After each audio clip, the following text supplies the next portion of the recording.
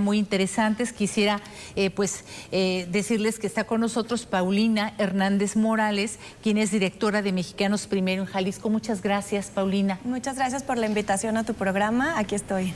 Pues es un programa de denuncia de servicio social en donde miles y miles de madres de familia, también de maestros, nos están viendo en estos momentos. Y a través de las llamadas nos hemos dado cuenta, pues mucho en este tiempo, la deserción escolar que ha habido, la situación de la pandemia, cómo nos ha golpeado, sobre todo al nivel educativo. Mexicanos Primero hizo una investigación muy interesante que da varias vertientes. ¿No la podrías tú comentar? Claro que sí. Bueno, Mexicanos Primero es una asociación civil que defendemos el derecho a aprender de los niños y niñas. Y bueno, en ese sentido, el año pasado presentamos una investigación a 3 meses de iniciada la pandemia para ver cómo estábamos. Se llama Investigación en Tiempos de Pandemia. Sí. Y un año después, en julio, a finales de julio de este año, presentamos otra a 500 días del cierre de la pandemia. Y bueno, ahí encontramos datos relevantes e importantes. Las cosas positivas a destacar es la situación de cómo se han tomado las decisiones en el Estado. Aquí hubo una mesa de educación, una mesa de salud, y eso fortaleció también la participación ciudadana en cuanto a la toma de decisiones respecto a la educación.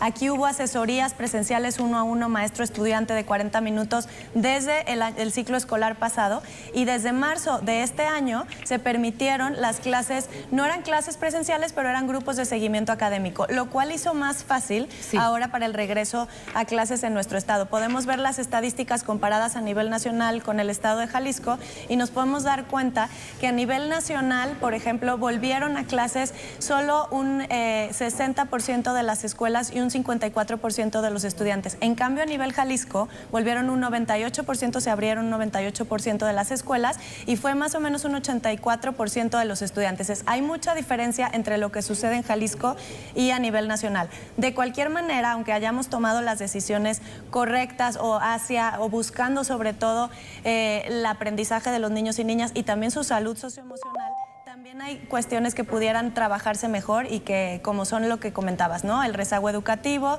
y el abandono escolar.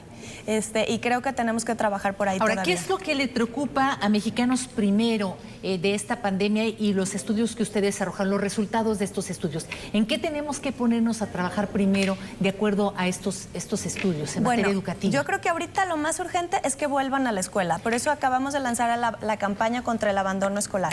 Según el secretario de Educación o la Secretaría de Educación de nuestro estado, hay 17,000 estudiantes que no han vuelto todavía a las escuelas. 17,000 es un número importante, pero muchos de ellos, Paulina, fue porque se pusieron a trabajar, porque tuvieron que sacar adelante el hogar.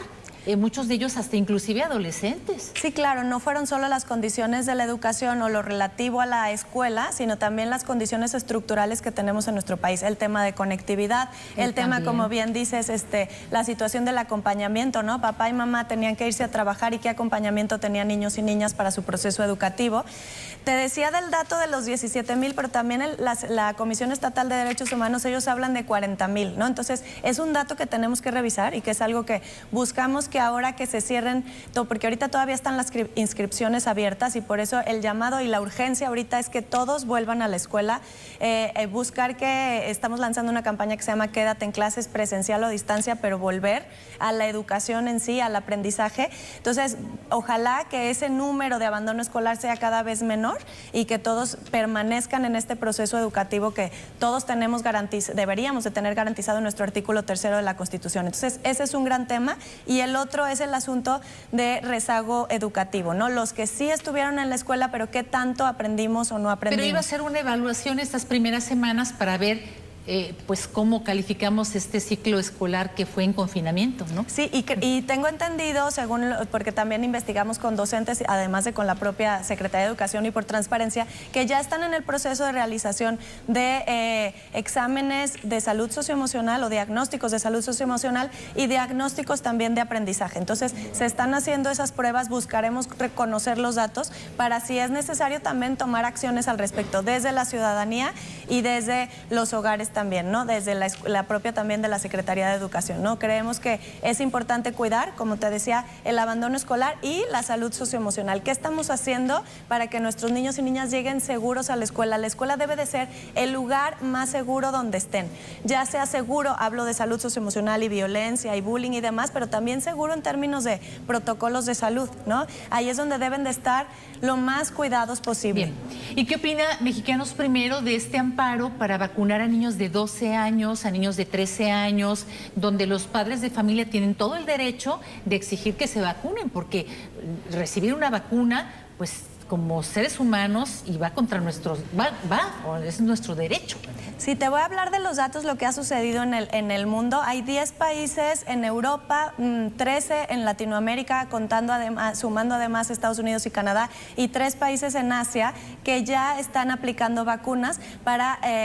pues ya serían adolescentes y jóvenes a partir de los 12 años de edad. La Organización Mundial de la Salud lo que señala es que sí se vacunen, no es tan urgente como los adultos, es más urgente vacunar y terminar de vacunar a los adultos, pero sí vacunar a los niños y niñas que tienen algún tipo de enfermedad, morbilidad o algo que les pudiera complicar en el caso de enfermarse de COVID-19, ¿no? Entonces empezaríamos por ahí y preguntabas la opinión de Mexicanos Primero, es cuidar a estos niños y niñas que tienen algún tipo de comorbilidad, que puede ser cáncer, diabetes, algún trasplante, todas las enfermedades que pueden hacerse más complicadas si se contagian, ¿no? Entonces, según tenemos entendido, a nivel federal se compró 1 millón de vacunas para jóvenes de arriba de los 12 años y pues ojalá que se apliquen lo más pronto posible. Bien, bueno, va a seguir aquí con nosotros Paulina de Mexicanos Primero. Tengo participación también de ustedes, que por supuesto la vamos a dar a conocer, también las historias, unos mensajes